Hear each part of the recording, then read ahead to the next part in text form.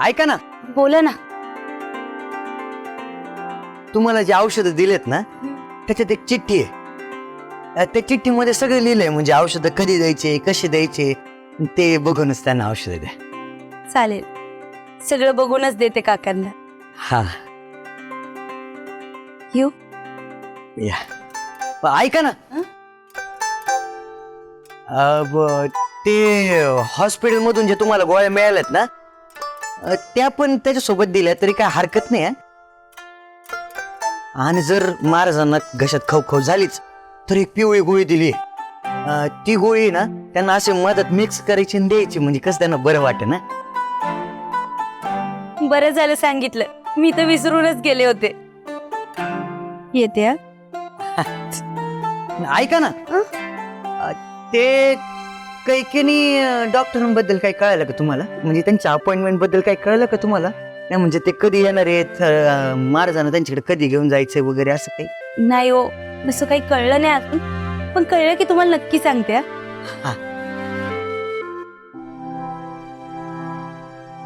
ऐका ना, ते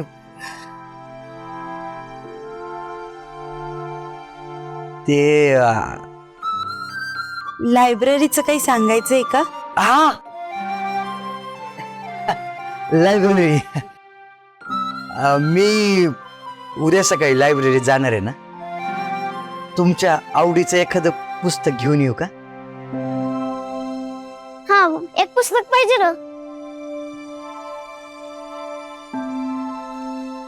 कोणतं? औषधांचा राजपुत्र. ओके ना ते?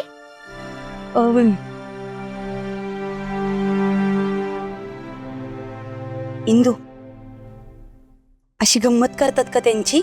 मी गंमत करते का ते गंमत करतात? जरा पुढे गेलो, ऐका ना, आलो माघारी, ऐका ना, आलो माघारी. विठ्ठल विठ्ठल जय हरी विठ्ठल, विठ्ठल विठ्ठल जय हरी विठ्ठल. नुसतं आपले विठ्ठल विठ्ठल जय हरी विठ्ठल चाललंय. जे काय फायनल ते बोलून टाका की हो.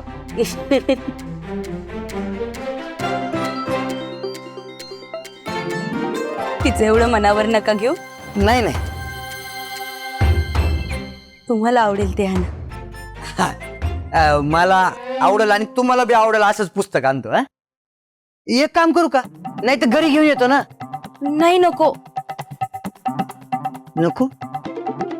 घरी नको. आम्ही दोघी येतो की इथेच घ्यायला परत. हो येतो की, कोणाचं तरी दुखणं काढून येतो. हा, नाही नाही नाही, गरज नाही त्याची.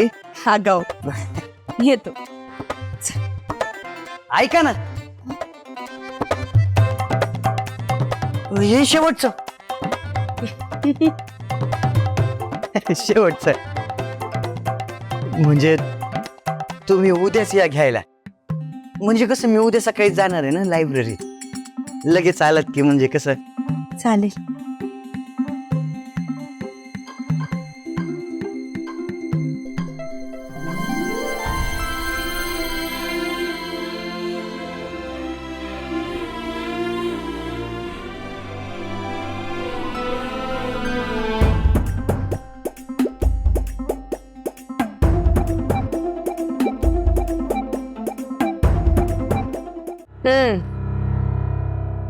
हो हो, देशमुख मावशी बोल. थांब जरा. हे बघा, देव जरी आकाशात जोड्या बनवत असेल ना, तर त्याच्या गाठी मारायचं काम ही देशमुख बाई जमिनीवर करते. समजलं ना? हा, नाही नाही, होईल ते सगळं. मी जरा कामासाठी बाहेर आले, बोलू त्या विषयावर नंतर. तेवढा फोटो बघून घ्या.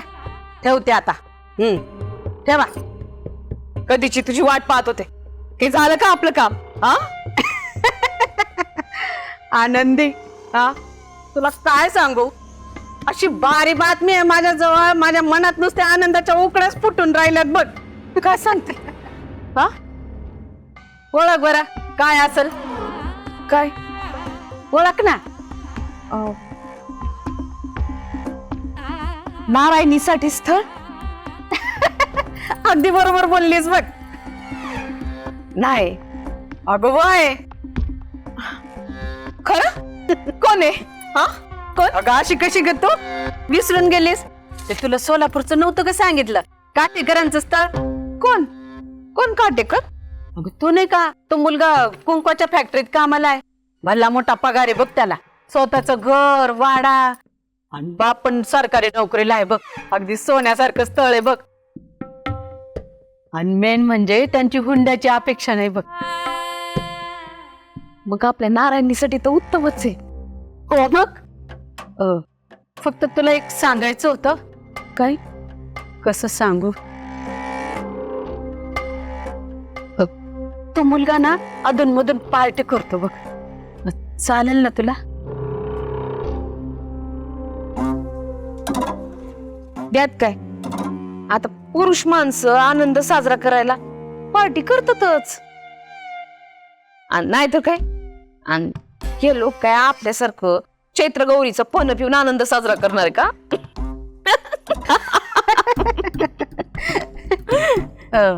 तरी पण आनंदी एकदा नारायणला विचारून घे ना. तिला काय विचारायचंय? आ? आणि तशी पण आमची नारायणी म्हणजे काही सौंदर्याची खान नाहीये. त्यांना नारायणीचा फोटो दाखवलाय ना? हा हो मग फोटो पाहून तर त्यांनी नारायणीला पसंत केलंय. आ? काय सांगते? मग ठेवायचा का कार्यक्रम पाहण्याचा? ठेवायचं म्हणजे काय? ठेवायचंच. कधी ठेवायचा? उद्या परवा? तू आत्ता म्हणत असशील तर आत्ता ठेव. आनंदी मला हा तुझा स्वभाव लय आवडतो बघ, कुठलाही निर्णयाचा खटाखट घेऊन टाकतेस बघ. मग एकदा का मला पटलं ना, कधी कोणाच्या बापाचं पण ऐकत नाही. सांग कधी ठेवायचा? ते म्हटलं ते 2-3 दिवस पोराला सुट्टी आहे म्हणून बोलवायचं का? मग बोलवून घे ना, कधी पण सांग, मला काहीच हरकत नाही. चाल मग मी कळवते त्यांना तसं. हा हा जमल्यावर देते हे तुला. हा बस आनंदी, हा तेवढं माझं कमिशनचं लक्षात ठेव बर का. एकदा लग्न ठरू दे, ठरलं ना का तुझ्यासाठी सोन्याचे कुडेच करते. मग तर जुळूच दे बाई, येते मी. नारायणी नारायणी, नशीब काढलंच बाई.